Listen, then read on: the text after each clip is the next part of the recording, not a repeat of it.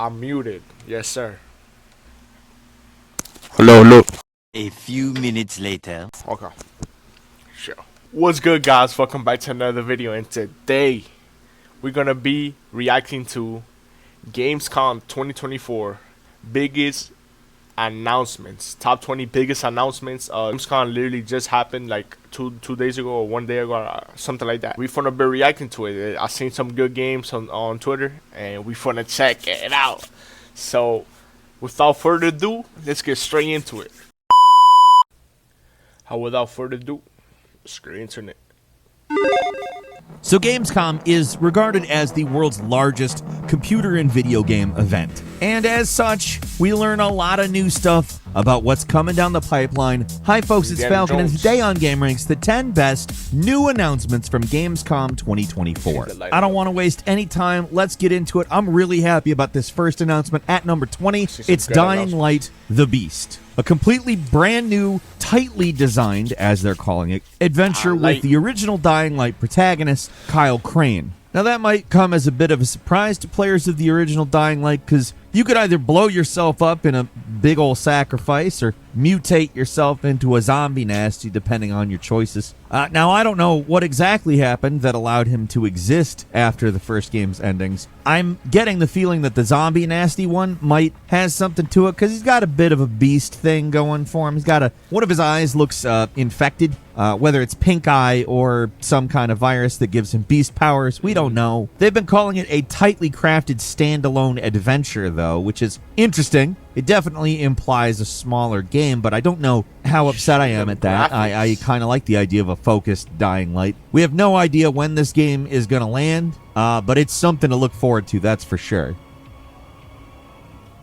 And number 19 is Kong Survivor Instinct. Now, it is important to note that this was announced the day before Gamescom, but aligning announcement with Gamescom, I'm going to count it. Now, what we found is that this is a side-scrolling platforming action game, and that's, in my opinion, a pretty refreshing surprise for a Kong game. It also puts us in the role of somebody who would just be a random bystander in a Kong movie, and places it very shortly after the events of 2021's Godzilla vs. Kong movie. I think this is just a really novel perspective. And I also think that side-scrolling is a really good idea, because as much as first-person is meant to emulate a direct human perspective, to have scale where you've got these giant monsters on screen and humans who are just tiny, I kind of like that. It's something we haven't really seen in a game like this. Now, the trailer didn't show us any Godzilla action, but, I mean, the title is Kong Survivor Instinct. You never know. We are going to see Abaddon, though. We've never seen Abaddon in a video game that I'm aware of anyways. I don't know. Honestly, I see a lot of potential in this game, and it's not even way far off. This game is coming in fall of this year to the PlayStation 5, so I'm excited for it.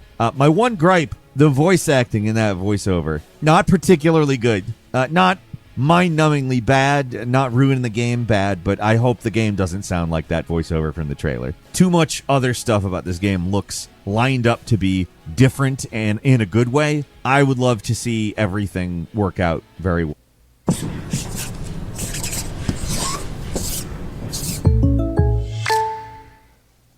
One look and you had me pegged, huh? Just another cat lady, about to eat some cat food. Oh.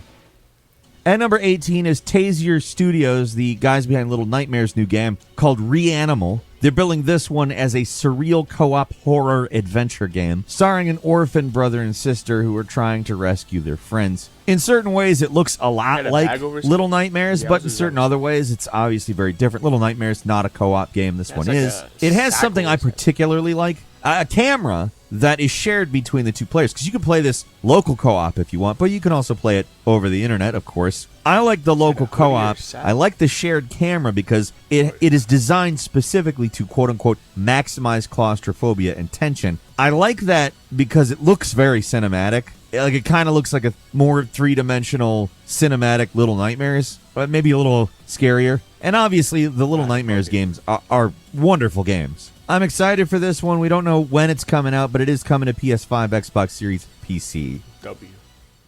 And number 17 is Arc Raiders. Now, obviously, this isn't a new announcement, but this is a game that went dark a while ago. It's a third-person PvPvE action survival shooter. This comes to us from the developer behind The Finals, Embark. And if you know me, you know I love The Finals. I will also say The Finals, I think, works well with a free-to-play model, but I'm pretty happy with Arc Raiders. They're not going that way. This is more of an extraction shooter. And to be frank, free-to-play plus extraction shooter equals a bunch of crappy microtransactions. And Helldivers 2 kind of showed that if you just charged a premium price up front, the live service aspects of a game can be mitigated and the game can just be made better. This is a post-apocalyptic extraction shooter, and it comes to us from a Dynamite studio. Honestly, I love these guys. Honestly, I've wasted so much time in The Finals, I'd be sold without knowing anything about this one. But it's got a great aesthetic, and if they ace extraction shooter as much as they ace PvP, it's a foregone conclusion this one's going to be good. You can sign up for a playtest now. They're going to start playtesting this game in the fall. I don't know exactly when, but it's going to release next year. And number 16 is Marvel Rivals, which is kind of Marvel's Overwatch. Now, that, to be fair, is reductive. Jake actually covered a little bit on Marvel Rivals previously. You can look up his video for a little bit of information. I think saying Marvel's Overwatch is basically all you need to say in a short thing, but that video is definitely better at explaining at least his observations in more depth. The thing we know about it that we didn't before is that it's coming in December, specifically December 6th. And they also confirmed that all characters will be unlockable and free to play. So you're not going to be spending money to play as a certain character, and that's good. That's always an annoying practice with a game like this with known quantities like, you know, Spider-Man, Venom, the X-Men, etc. But yeah, I'm looking forward to giving this one a spin. I kind of think it's a good idea. Honestly, I kind of wonder why this isn't the superhero game we got years ago. It seems like a no-brainer to do this genre with Marvel instead of that awful Avengers game that they made. We'll see.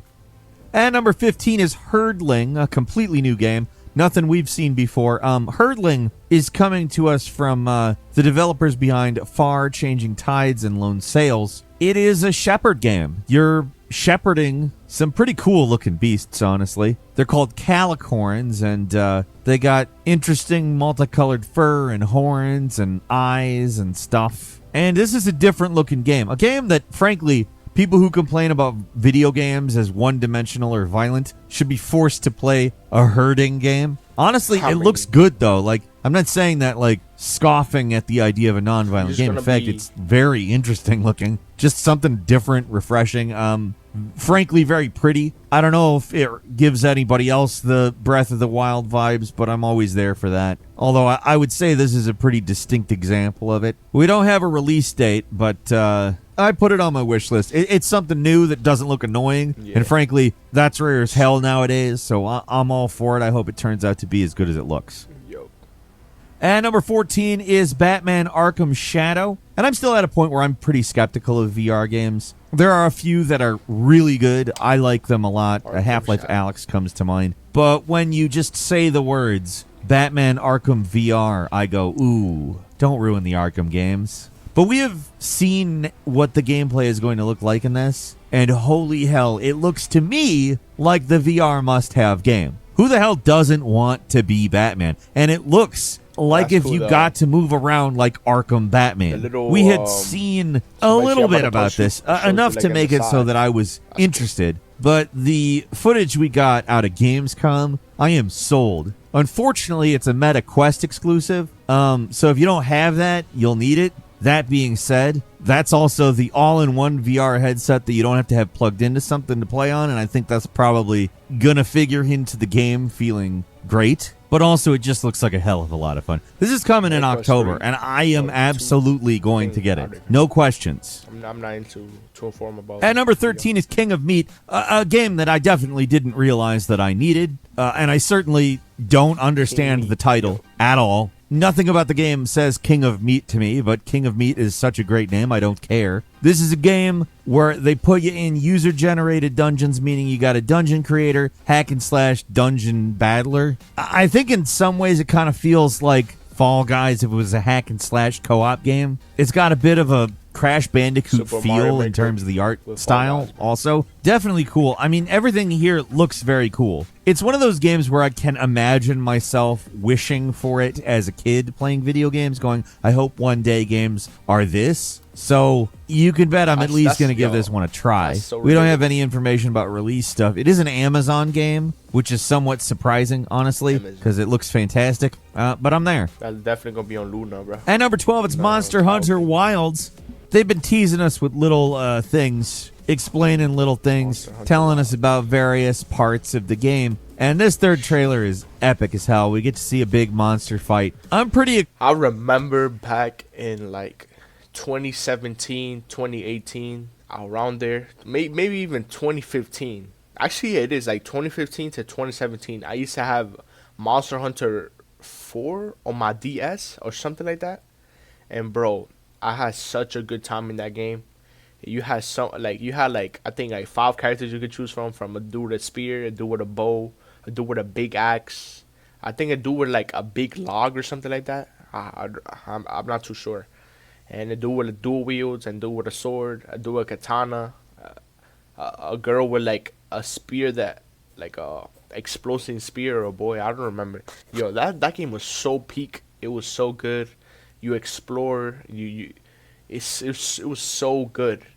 Maybe because I was young and know what I mean. But bro, that game was so good. And then I bought another one, but the other one turned out to be kind of ass because it was like, I think Monster Hunter 3, and I don't know why, but like I bought the game before. I don't know, I don't know, but yo, Monster Hunter, that's a good game right there. But now these latest Monster Hunters, like Monster Hunter World or something like that, I played it. This is not the same. Excited, honestly, because this trailer really showed off how pretty Monster Hunter could be. It's a follow-up to Monster Hunter World, and Monster Hunter World's a beautiful game. Don't get me wrong. But this looks like if you took the color palette of Monster Hunter Rise and made a game with hardware that's better than the hardware that Monster Hunter World came out on. And these monsters look absolutely cool as hell. Got like a spider with the rose on its butt. Sounds dumb, but it's not. You have some 4-legged beasts. They also set up a few narrative things, but let's be clear. Narrative Wait, I've things seen this boss before. aren't why I'm playing Monster Hunter. But this trailer is absolutely think. full of why I play remember- Monster Hunter. Oh, no, it's This not. game's coming out in 2025. How Had can the you not same want tail, the though. next Monster Hunter?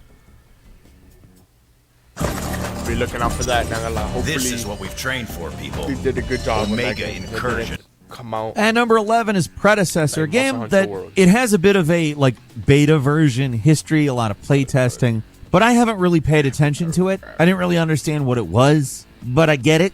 The launch trailer kind of made a click. It's somewhere between a MOBA and a third-person shooter, and it looks pretty damn cool. Now, I'm recording this literally a couple hours later, so understand I haven't had the time to jump into this game, which is now launched and available to play on Steam, PlayStation, and Xbox. It's also supposedly a spiritual successor to Epic's MOBA, which was called Paragon. But I'll be honest with you, I'm not particularly familiar with Paragon. I remember it vaguely, but honestly, Alright, guys, I'm back.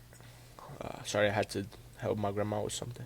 Steam account, but honestly, I don't think it matters. This looks cool. Like I said, it is launched. You can go to the Steam page, hit play the game. It's going to download in your Steam account. I'm going to do that later. I'm quite interested in it, honestly. I hope it's as good as it looks. And number 10 is Linked Banner of the Spark, coming to us from a developer called FuzzyBot. I've seen a few people call it cozy action, but I don't really care. Apparently, they just got tired of building dark, gory games, so they made FuzzyBot to make these vibrant games. None of that matters. This looks cool. To me, it looks like an action roguelike combined with Mega Man. Like, I see a lot of Mega Man stuff in here, and it's got the same kind of color palette, bright, fun-looking, cartoony robot stuff from Mega Man. Like, it looks like a hell of a lot of fun, but it's also like an isometric-y, top-down-y action brawler semi-shooter. one game I don't know. I used to like play it. when I was a I like kid. what I'm looking at. Just because it's bright doesn't mean it's a cozy game. Cozy games are like quiet and not typically fast-paced. It's not that they're bad. It's just I think that that's a weird thing to call what I'm looking at here. I think this looks great, honest. I'm super psyched to play this one. The goal of it is to rebuild your home, blah, blah, blah, whatever. It sounds like a plot that is literally as paper thin as Mega Man. I mean, I know I keep bringing up Mega Man, but it does give me that vibe in a great way. But it's also something new. I'm all there for this. It's coming out next year.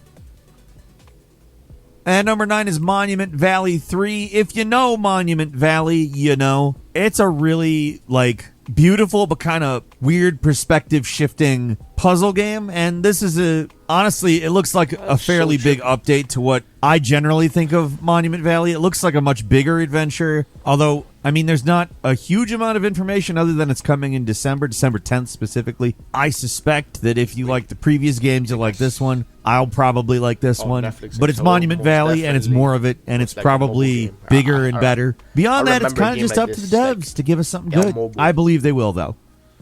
Or maybe I'm on the first set. I think.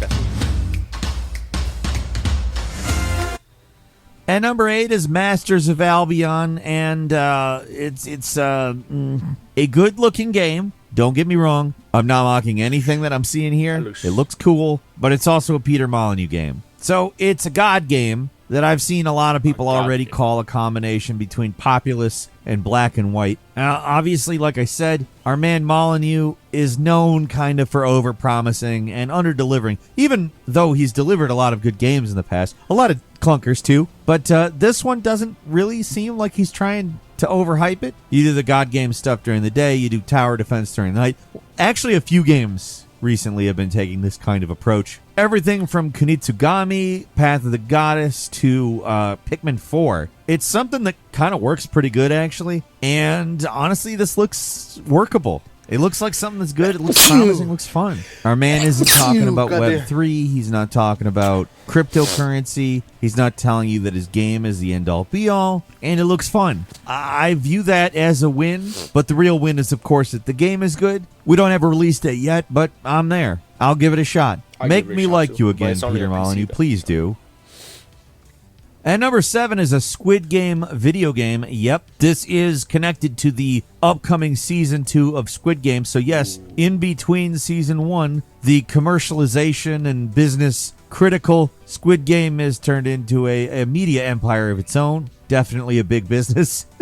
But hey, that's fine if the Squid Game turns out good. It's honestly kind of strange. It gives... You guys remember when Squid Game came out? Everybody, I heard, did you watch Squid Game for like a good 4 months straight? Everybody watching that. Everybody, YouTubers, everything. Oh my goodness, that show blew up so hard, bro.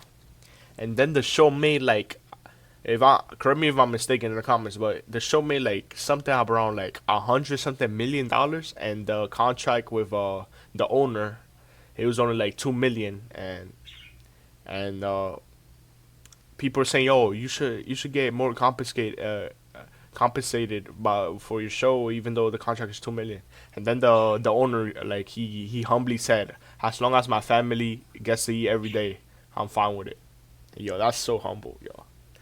Maybe he said something in that nature. He said something about like his family. As long as his family is good, and I mean he keeps making good things like that.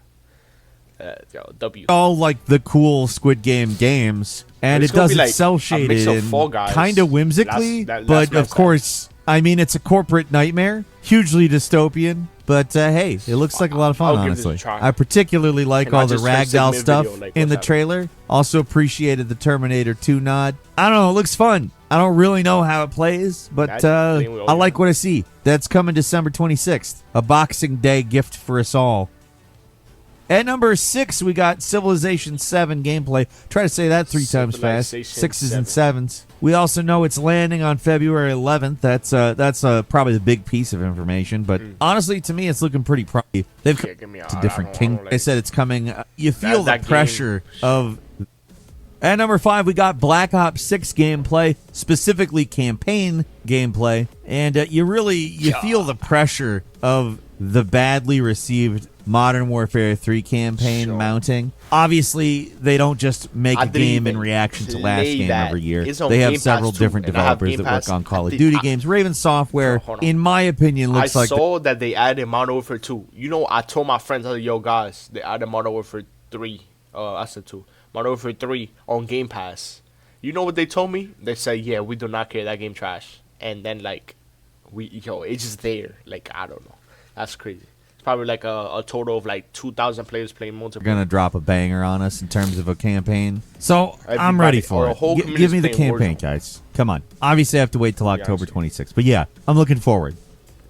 And number 4 actually isn't a video game, but it's a series of stories based on various video game IPs. It's called Secret Level. It's coming to Amazon. It's made I by thought- the people who wait. series of stories based on various video game IPs. It's called Secret Right Level. there. I thought it was gonna be Seafood 2, bro. Well, it's coming to Amazon. It's made by the people who made Love, Death, Robots, which are, I mean, I don't know if you've ever seen those shows. And there are a couple of notable inclusions saw here. that. First off, it looks like Keanu Reeves is starring in an Armored Core short. That was the thing that popped out from the trailer the most saw a at me. I movie think they were about some intending demo for Love, that Death, to happen, though. Robots. There are other notable IPs. Probably the one wasn't that it? I'm most interested in is actually Mega Man. I don't know, with these people at the helm, what I've seen looks pretty fun. Obviously, we won't know until it's out, but I think Amazon has showed us they are willing to take video game IP seriously with the Fallout show, so I'm there. W. And number 3, we got a new Yo, trailer Fallout. and an Xbox/PC release date for Fallout Indiana game. Jones and the Great Circle. First off, the trailer, hard-hitting machine game stuff. It's got the charm. It's got some pretty cool combat with some nice hard-hitting sound effects. The whip looks Sure. fun. How can you argue with this? Also, the release date. Again, it's coming to Xbox and PC first on December 9th. We're going to see it in spring 2025 on PS5. It looks great. This looks like the Indiana Jones game that everybody's been waiting for. There have been decent ones in the past, playing but that. this really looks like they got it. And number 2, it's Mafia, the Old Country. Let me just say, this is exciting. So Mafia, they're great games. They're set in America, typically. This one, not so much. If you're excited for the real mob, let's say, that's what we're talking about here. It's going to be set in early 20th century heard of this. Sicily, and what a great idea, Mafia honestly. 2, what? And that's not to say I don't think that I would like another Mafia game in the United States. I would. But I think this is a refreshing change of pace, Sure, what? and I think it's got a lot of potential. We only got a teaser, and we know that it's coming in 2025. At least that's the current plan, so stay tuned for more info on that one. And finally, they announced a new Borderlands game, which, yeah, of course. If I were I did them, not I hear would this move one. on from that film as quickly as I possibly could. So good call on 2K's part. The games are, of course, good. That's the reason why they wanted to make a movie about them. I mean, if you know Borderlands, you know what this is at least I've going never played for. Borderlands. They're looter shooters. Perhaps one of the premier examples of the genre. 2K, the publisher, says, see if you have what it takes to go down in history as a legendary vault hunter as you search for secret alien treasure, blasting everything in sight. Frank Reynolds would be proud. Obviously, we didn't get any gameplay, so there's nothing particularly remarkable to talk about in terms of that. But you know what Borderlands is. If you don't, I kind of described everything you need to know. If you don't like that kind of game, don't play Borderlands. If you do, it's a great example of it. Borderlands 4 is coming in This is 2025. off topic, but I remember I used to go to GameStop or these game stores with my mom, and I used to see Borderlands 2. This was back in like 2015, 2014. Well, Borderlands 2, and then he was like, with that matter. And then like, I was like, yo, that game looks fire. It's literally off him just doing that because I thought it was cool. And bro, I never played it, but I'll give it a try. Never know. So stay tuned for more information. I have a few bonus announcements. In Starfield, there's a new vehicle available, and Shattered Space is set for September 30th. We got our first trailer for Berserker Kazan. We've only gotten teasers and little thought I segments said of first gameplay. Descendants This, I think, really Berserk. gives us a better idea. You should check it out. It's pretty cool. We also got a new look at the Diablo 4 expansion, Vessel of Hatred. That's coming out October 8th, so get ready for more Diablo 4. Dune Awakening got some gameplay. It's frankly, a very pretty game. I'm trying to be cautious that about game, it, I think. but it has potential. We showed off another game from the developer, but they're also coming out with Little Nightmares 3. That gameplay, of course, looked very cool. And the final one I've got for you today is Goat Simulator Remastered. Goat Simulator. We got a nice, funny trailer, and honestly, of course, yes, bring me the Goat Simulator. Trailer was funny as hell. Goat Simulator's funny as hell. I mean, why wouldn't it be funny as hell? I've never played That's that. all for today. Leave us a comment. Let us know what you think. If you like this Thank video, you for Gamer Rant X for the video, and yeah, I'm gonna see you on the next one. Thank you guys for watching this with me, and I'm gonna see you on the next one. Comment down below which games are you guys hyped. Drop it in the comments, and I'm personally hyped for Borderlands 4, even though I never played it, but you know what I mean? Like, that trailer looked kind of lit. Black Ops 6 come to Game Pass, you know what I mean? It's for to have a good time on that game. And yeah, yo, that's pretty much it. Hopefully Hunter X Rise is good, and they do what they do best, bro. Make the game fire, bro. But yeah, I'm gonna see you on the next one. Comment, like, subscribe. I'm gonna see you on the next one. And yeah, comment, like, yo. But yeah, guys, make sure to pray. God is always with y'all. And to the next one, my brothers and sisters.